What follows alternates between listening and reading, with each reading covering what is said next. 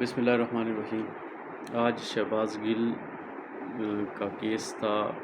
جو کہ پینڈنگ تھا ایڈیشنل سیشن جج ظفر اقبال صاحب کی کورٹ میں، جس کا کل ڈیٹیل آرگومنٹس ہونے کے بعد فیصلہ محفوظ کیا گیا تھا اور آج اس کا فیصلہ دن 11 بجے سنا دیا گیا۔ میں اس کیس کے حوالے سے کچھ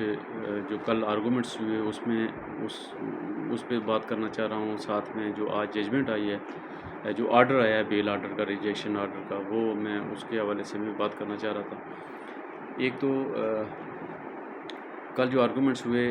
اکیوز کی طرف سے برہان معظم ملک ایڈوکیٹ، جو سپریم کورٹ کے وکیل ہیں، بڑے سینئر وکیل ہیں اور بڑے ڈیٹیل آرگومنٹس کیے انہوں نے، تقریباً 3 گھنٹے تک انہوں نے آرگومنٹس کیے، اور ان کا مین فوکس ایک تو سب سے پہلے تو آرگومنٹ سٹارٹ کرتے ہی انہوں نے کہا کہ اگر شہباز گل کی اسٹیٹمنٹ سے کہ کوئی اگر ہارٹ ہوا ہے تو اس کے لیے معذرت کی جا سکتی ہے، لیکن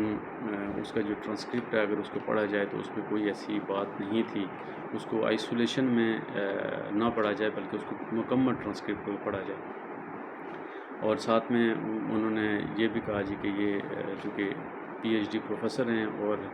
یونیورسٹی جو یو ایس اے کی جو یونیورسٹیز ہیں اس میں بے شمار ایوارڈز بھی اس کو مل چکے ہیں، اور یہ ایک پیٹریاٹ پاکستانی ہے، اور اس نے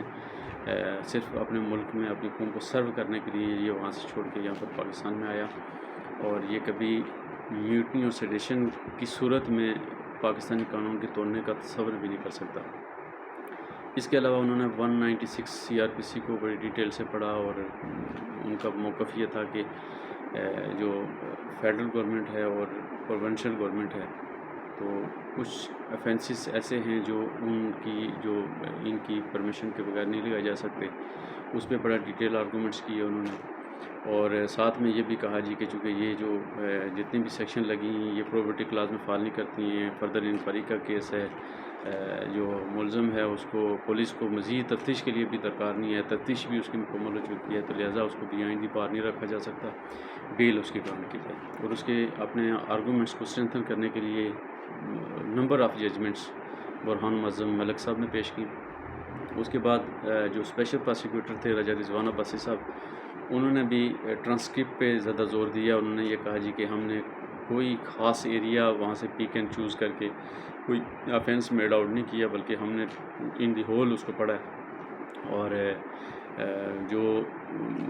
آبجیکشنیبل جو انٹرویو کے وہ جو کنٹینٹس تھے وہ ریپروڈیوس بھی کیے گئے آرڈر میں، اور یہ کہا گیا کہ مطلب انہوں نے ایک افینس میڈ آؤٹ کیا ہے جس سے پاک فوج میں انہوں نے بغاوت کرنے کی کوشش کی ہے، اور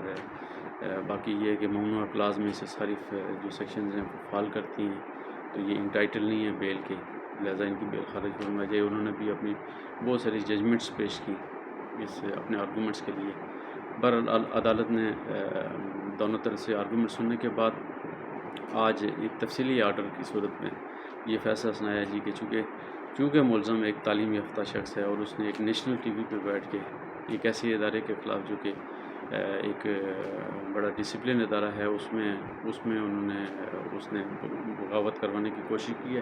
تو لہٰذا یہ ہے کہ یہ